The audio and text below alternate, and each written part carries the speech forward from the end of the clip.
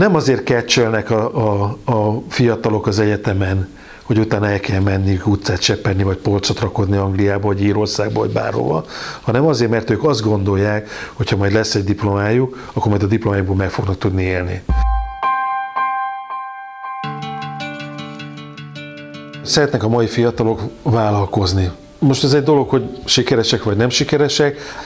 Egyetlen egy dolog a lényeg, hogy az akkori vagy a utánunk következő, vagy előttünk lévő politikai erő ad erre lehetőséget. Az előttünk lévő nem ad. Mi adnánk. Én azt gondolom, hogy ebbe a kormánynak úgy kell beleszállni, hogy állami garanciákat kell vállalni, és hagynunk kell a fiataloknak kibontakozni. Nyilvánvalóan van egy jó üzleti terv, van valami produktum mögötte, és ezt le tudják mérni szakemberek, hogy ez életképes vagy nem. Ha életképes, akkor kockázati tőkével beszáll valamik állami bank, vagy bármilyen bank. Ezzel is elősegítenénk azt, hogy azért nem menjenek el a fiatalok. Ez egyik fele, a másik fele pedig az, hogy versenyképes fizetést kell adni.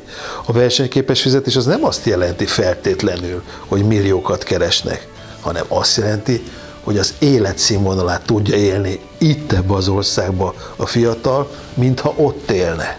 És akkor itt maradnak az emberek. Ennyi az egész. Szervezés, széleslátás, világlátás és akarás.